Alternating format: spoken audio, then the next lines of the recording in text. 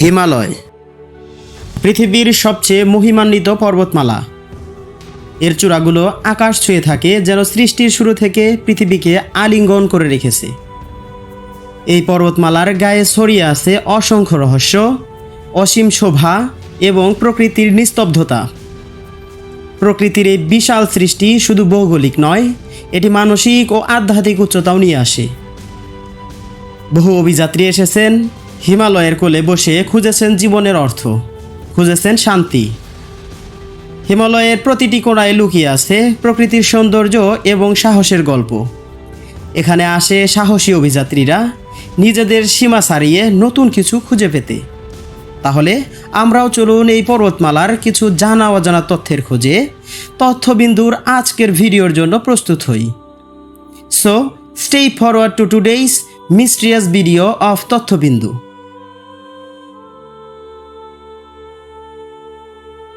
হিমালয় পর্বতমালার আকার ও আয়তন এমন একটি বিষয় যা বৈশ্বিক ভূগোল এবং ভূতত্ত্বের ক্ষেত্রে বিশেষভাবে গুরুত্বপূর্ণ। এই পর্বতমালা বিশ্বের সবচেয়ে দীর্ঘ এবং উঁচু পর্বতমালা হিসেবে সুপরিচিত। এটি প্রায় 2400 কিলোমিটার দীর্ঘ এবং 200 থেকে 250 কিলোমিটার প্রস্থ বিশিষ্ট। হিমালয় পর্বতমালার মোট আয়তন প্রায় 6 লক্ষ বর্গ কিলোমিটার পর্যন্ত বিস্তৃত। হিমালয় পর্বতমালা ভৌগোলিকভাবে এশিয়া মহাদেশের একাধিক দেশের মধ্যে বিস্তৃত একটি বিশাল পর্বতশ্রেণী। হিমালয় পর্বতমালা উত্তর পূর্ব পাকিস্তান থেকে শুরু হয়ে ভারত, নেপাল, ভুটান এবং চীনের তিব্বত পর্যন্ত বিস্তৃত। এই পর্বতমালার ভৌগোলিক অবস্থান বিশ্বের ভূগোল এবং পরিবেশে বিশাল প্রভাব ফেলে। আগেই বলেছি, হিমালয় পর্বতমালা পৃথিবীর সর্বোচ্চ পর্বতমালা এবং এটি দক্ষিণ এশিয়ার একটি গুরুত্বপূর্ণ ভূপ্রাকৃতিক বৈশিষ্ট্য। হিমালয়ের উচ্চতা এবং দৈর্ঘ্য উভয়ই এটি পৃথিবীর অন্যতম বিস্ময়কর ভূতাত্ত্বিক গঠন হিসেবে পরিণত করেছে।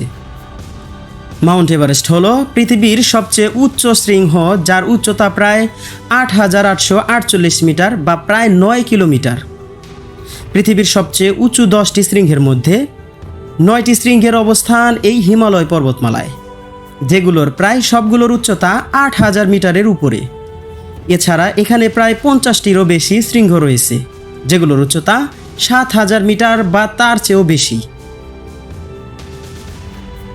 এই পর্বতমালার উচ্চতাগুলি শুধুমাত্র শৃঙ্গগুলির সীমাবদ্ধ নয়, এর বেশিরভাগ অঞ্চলে চূড়ান্তভাবে খাড়া ঢাল এবং গভীর খাদ রয়েছে। এর ফলে হিমালয়ের শৃঙ্গগুলির মধ্যে যাতায়াত করা অত্যন্ত কঠিন এবং বিপজ্জনক।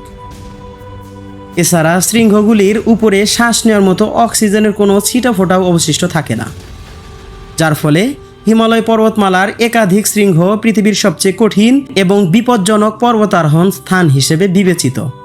উদাহরণস্বরূপ কাঞ্চনজঙ্ঘা, যা বিশ্বের তৃতীয় উচ্চতম শৃঙ্গ, যার উচ্চতা 8586 মিটার এবং এটি আরোহণের জন্য প্রচুর দক্ষতা ও প্রস্তুতির প্রয়োজন।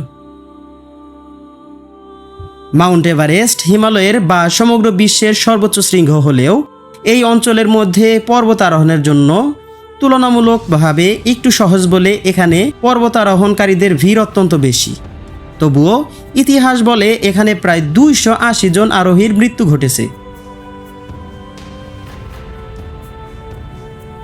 এই বিশাল আকারের পর্বতমালার আকার এবং উচ্চতার বিচারে পৃথিবীর অন্য পর্বতমালার থেকে বড় হলেও বয়সে হিমালয় পর্বতমালা সবচেয়ে তরুণ। 250 মিলিয়ন বছর আগে পৃথিবীর স্থলভাগ একটি একক বিশাল মহাদেশে পরিণত ছিল, যাকে বলা হয় প্যানজিয়া। প্যানজিয়া পরবর্তীকালে ভেঙে দক্ষিণ গোলার্ধে গন্ডোয়ানা এবং উত্তর গোলার্ধে লর্সিয়া নামক দুটি মহাদেশে বিভক্ত হয়। আর এই গন্ডোয়ানা মহাদেশেই অবস্থান ছিল ইন্ডিয়ান প্লেটের।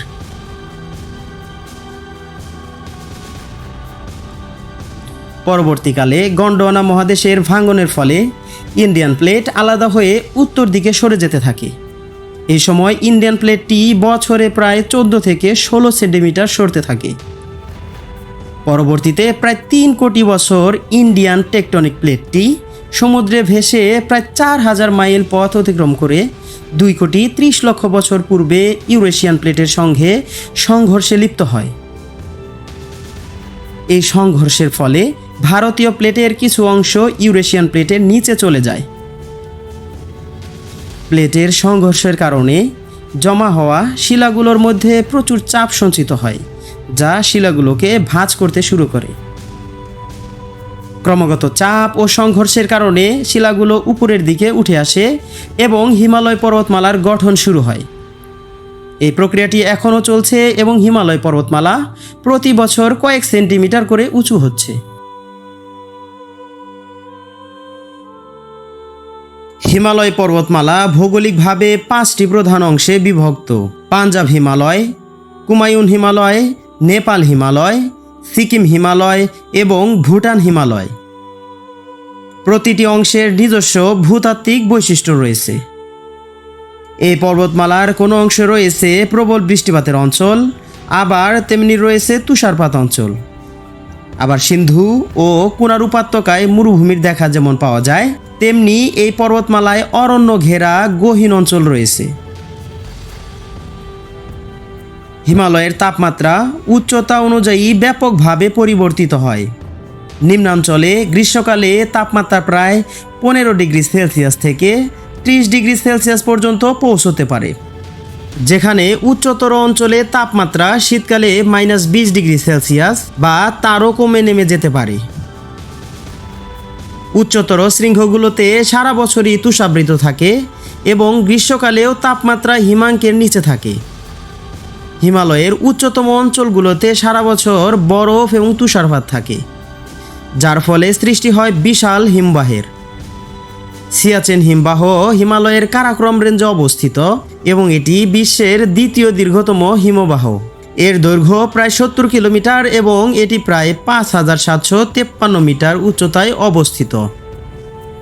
দক্ষিণ এশিয়ার ভারত, পাকিস্তান, বাংলাদেশ, নেপাল এবং ভুটানের ভৌগোলিক উর্বরতার পেছনে সবচেয়ে গুরুত্বপূর্ণ ভূমিকা রয়েছে হিমালয় পর্বতমালার এই হিমবাহগুলির। কেননা দক্ষিণ এশিয়ার এই দেশগুলির মধ্যে বয়ে চলা বেশিরভাগ নদীগুলোর উৎপত্তিস্থল হিমালয় পর্বতমালার এই হিমবাহগুলো থেকে হয়ে থাকে। তার মধ্যে গঙ্গোত্রী হিমবাহ থেকে গঙ্গা নদী, যমুনোত্রী হিমবাহ থেকে যমুনা নদী, জেমু হিমবাহ থেকে তিস্তা নদী এবং রতকোনা হিমবাহ থেকে দুধকোশী নদীর উল্লেখযোগ্য। হিমালয় পর্বতমালার জীববৈচিত্র্য কম বৈচিত্র্যময় নয়।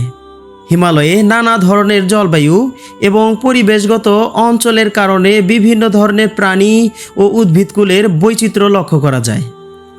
হিমালয়ী কালো ভাল্লুক, স্নো লেপার্ড, তিব্বতীয় গড়াল, মারখোর, হিমালয়ী মোনাল পাখি এবং গোল্ডেন ঈগল সহ বিভিন্ন প্রকারের স্তন্যপায়ী পাখি, সরীসৃপ ও উভচর প্রজাতির বিচরণ রয়েছে এই পর্বতমালায়। হিমালয় অঞ্চলে মানব বসতি প্রাচীনকাল থেকেই শুরু হয়েছিল। গবেষণা থেকে জানা যায় প্রায় 10,000 বছর পূর্বে এখানে প্রথম মানব বসতির সন্ধান পাওয়া যায়। প্রথম দিকে হিমালয়ের পাহাড়ি অঞ্চলে বসবাসকারী মানুষগুলো ছিল মূলত শিকারী ও খাদ্য সংগ্রহকারী। ধীরে ধীরে তারা কৃষি এবং পশুপালন শুরু করে। প্রাচীনকালে এই অঞ্চলে তিব্বতী, নেপালি, ভুটানি এবং শেরপা জাতিগোষ্ঠীর মানুষ বসবাস করত এবং বর্তমানেও এই সকল জাতিগোষ্ঠীর লোকদের দেখা মেলে এই পর্বতমালায়। যেহেতু এটি একটি অত্যন্ত বিচ্ছিন্ন এবং চ্যালেঞ্জিং অঞ্চল, তাই এখানকার জনসংখ্যা তুলনামূলকভাবে কম। অনুমান করা যায় হিমালয় অঞ্চলে প্রায় 5 কোটি লোক বাস করে। হিমালয় পর্বতমালার অনেক অংশে বৌদ্ধ এবং হিন্দুদের জন্য পবিত্র স্থান রয়েছে। এই পর্বতমালা তিব্বতী বৌদ্ধ ধর্মের কেন্দ্রস্থল হিসেবে বিবেচিত হয় এবং এখানে অনেক সাধু এবং ঋষিরা দীর্ঘ সময় ধরে ধ্যান করেন। অনেকেই বিশ্বাস করেন হিমালয়ে আধ্যাত্মিক শক্তির বিশেষ উপস্থিতি রয়েছে, যা সাধনা এবং ধ্যানের জন্য উপযুক্ত পরিবেশ প্রদান করে। হিমালয় পর্বতমালাকে ঘিরে রয়েছে অসংখ্য রহস্য। হিমালয় পর্বতমালার সাথে জড়িয়ে আছে ইয়েতি নামক রহস্যময় প্রাণীর কাহিনী। অনেকে দাবি করেন যে তারা হিমালয়ের প্রত্যন্ত অঞ্চলে এই বিশাল আকৃতি মানব সদৃশ প্রাণী দেখেছেন, যদিও বিজ্ঞানীরা এখনও এর সঠিক প্রমাণ খুঁজে পাননি। এই কাহিনী জনসাধারণের মধ্যে বিস্তৃতভাবে প্রচলিত। এছাড়া শাম্ভালা রাজ্য ও মাউন্ট কৈলাসের রহস্য ঘেরা উপকথা এবং রূপকুণ্ড হ্রদে শত শত মানুষের প্রাচীন কঙ্কাল পাওয়ার রহস্য আজও অমীমাংসিত। হিমালয়ের প্রতিটি চূড়া, প্রতিটি উপত্যকা আমাদের মনে করিয়ে দেয় প্রকৃতির অসীম শক্তি ও সৌন্দর্য। হিমালয় শুধু পর্বতমালা নয়, এটি প্রকৃতির এক জীবন্ত ইতিহাস যা কালের পর কাল ধরে আমাদের মুগ্ধ করে চলেছে। এই ভিডিওতে আমরা শুধু হিমালয়ের কিছু মুহূর্তকে তুলে ধরেছি, কিন্তু তার রহস্যময়তাকে পুরোপুরি বোঝা বা প্রকাশ করা সম্ভব নয়। হিমালয়কে অনুভব করতে হলে তার বুকে গিয়ে দাঁড়াতে হবে, তার শীতল হাওয়ায় শ্বাস নিতে হবে, আর তার নিস্তব্ধতায় ডুব দিতে হবে। এ অনন্ত কাব্যের স্মৃতি নিয়ে আজকের ভিডিওর ইতি। তবে মনে রাখবেন, প্রকৃতির এই অনুপ্রেরণা কখনো শেষ হবার নয়। দেখা হবে পরবর্তী ভিডিওতে। ততক্ষণ পর্যন্ত ভালো থাকুন এবং নিরাপদে থাকুন। ধন্যবাদ।